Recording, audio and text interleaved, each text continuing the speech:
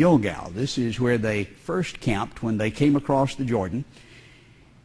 No one had really investigated here because most of the archaeologists had no confidence that this was a true story anyway, and they hadn't looked.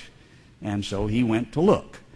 In Joshua chapter 4, the people came up from the Jordan on the 10th of the first month, camped at Gilgal on the eastern edge of Jericho. Well, that's pretty specific. Now, here's where it is.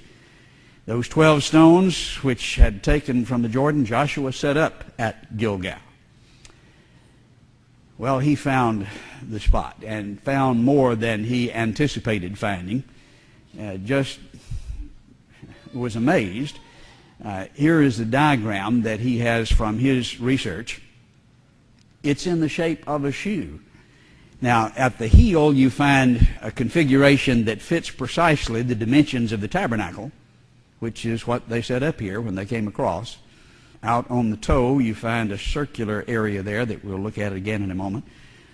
But what is this about? And as he thought about it, he reflected back on Deuteronomy chapter 11, where Moses told them, every place on which the sole of your foot treads shall be yours.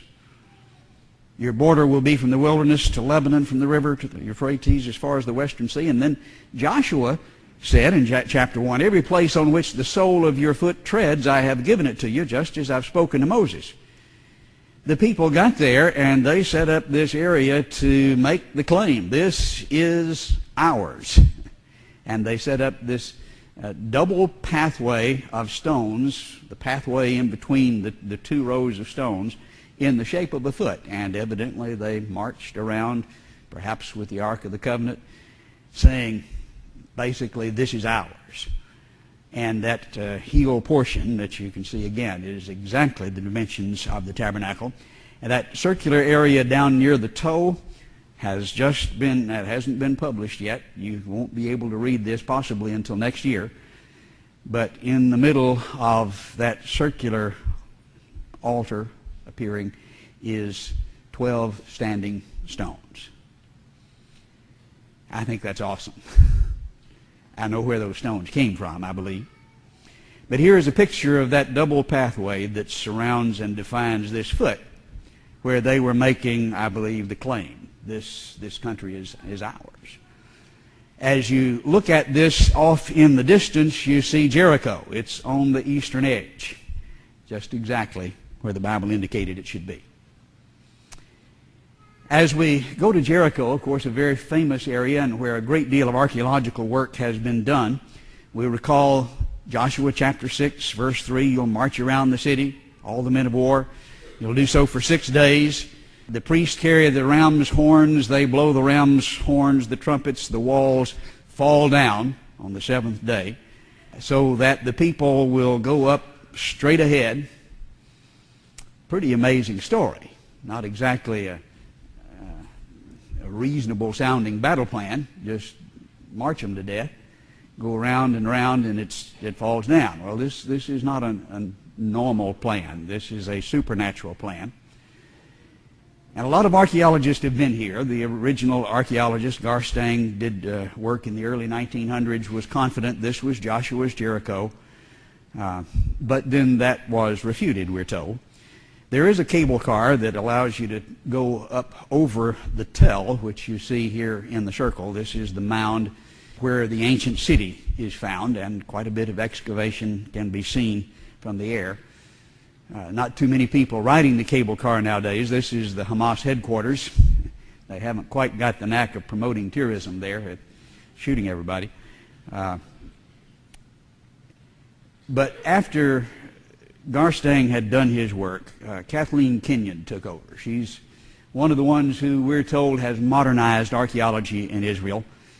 And she says the city belonged to a much earlier time and could not be biblical Jericho based on the absence of the imported Cypriot ware pottery. This is special pottery from Cyprus.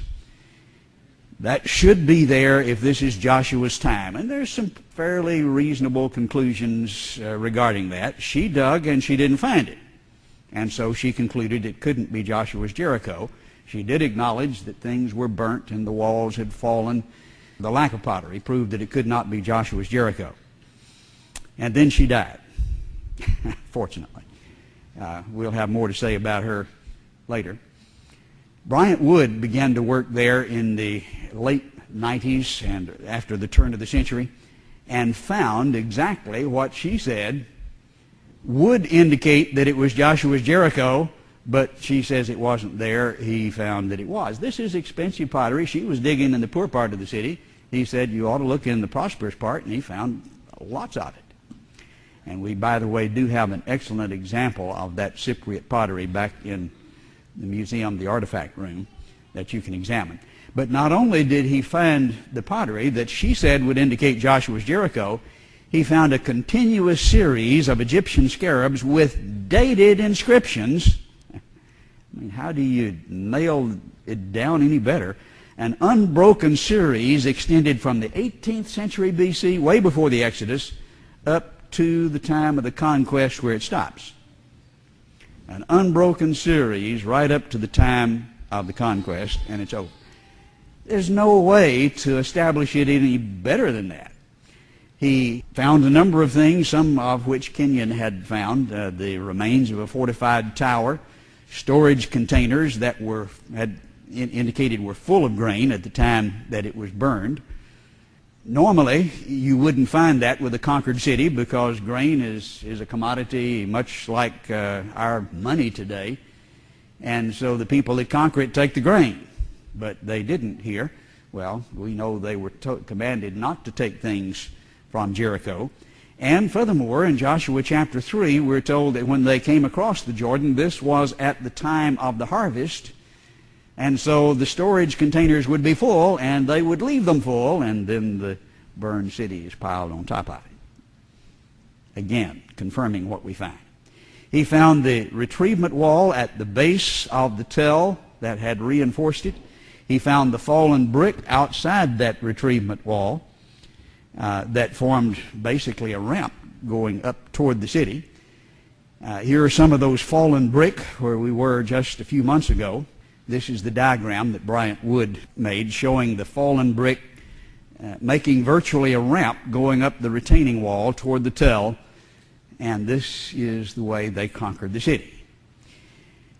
One of the most amazing things that he found, just made chills go up and down my spine as I looked at it. There was one portion of the wall that was still remaining.